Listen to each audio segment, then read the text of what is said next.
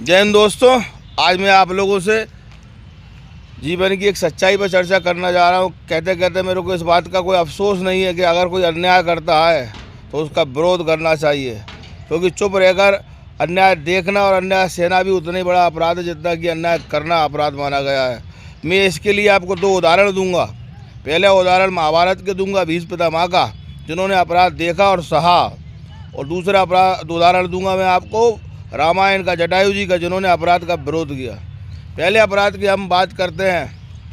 पहली स्थिति में जब द्रौपदी को अंधे धृतराष्ट्र के दरबार में दुशासन के द्वारा बाल खींचकर लाया गया, उसका अपमान किया गया और दुर्योधन ने उसको कहा क्या तुम्हें मेरी जंगा पर बैठना होगा, उसे निर्वस करने की कोशिश की गई।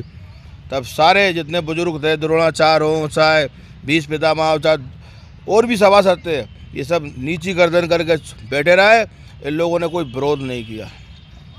वहाँ अन्याय हुआ, अधर्म हुआ और उसी का परिणाम महाभारत के युद्ध में अर्जुन के द्वारा जब भीष्म पितामह को घायल कर दिया गया तो 1 महीने से अधिक समय तक वे बाणों की सैया पर पड़े रहे और उन्हें अंत समय में पश्चाताप हुआ कि काश उस दिन जब बेटी या बहू द्रौपदी की जब लाज उठ रही थी, दुर्योधन जैसा पापी जब अन्याय कर रहा था, तो अगर मैंने आवाज़ उठाई होती तो ये अन्याय ना होता, आज महाभारत ना होता और आज मैं इस तरह तड़प नहीं रहा होता। अंत समय में श्री कृष्ण ने उन्हें दर्शन दिए क्योंकि वे भक्त आदमी थे, उन्होंने अपनी गलती का पश्चाताप किया। दूसरी तरफ जब श्री कृष्ण ने उनसे पूछा कि भीष्म क्या चाहते हो, तो उन्होंने कहा है प्रभु, मुझसे जो अपराध हुआ मैं उसकी क्षमा चाहता हूँ और बेटी द्रौपदी से क्षमा चाहता हूँ।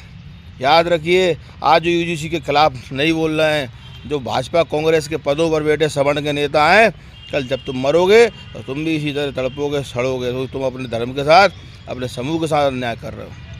दूसरी तरफ जटायु थे, बुजुर्ग थे, जब उन्होंने देखा कि अधर्मी रावण, पापी रावण माता जानकी को अपहरण करके ले जा रहा है, तो अपने पेड़ पर बैठे बैठे उन्होंने रावण को चुनौती दी, है दुष्ट, है नराधम, है राक्षसधम, नीच, पापी, रुक जा। जब तक जटायु के शरीर में प्राण है तब तक तू सीता का अपहरण नहीं कर सकता। और उन्होंने अपने पेड़ से रावण पे हमला कर दिया। ये वाल्मीकि रामायण जी की मैं बात बता रहा हूँ। और उन्होंने रावण का जो रथ था उसे तोड़ दिया, रावण के सारथी को मार दिया, रावण के रथ में 4 गधे लगे हुए थे उनको मार दिया। रावण लहूलुहान हो गया। जब रावण ने देखा मेरे प्राण जाने वाले हैं, तो उसने अपनी तलवार से उनके दोनों, उसकी खड़ग का नाम था चंद्रहास खड़ग, उससे उनके पर काट दिए। जटायु जी जब धरती पर गिर पड़े घायल होकर, जब भगवान माँ जानकी की तलाश में निकले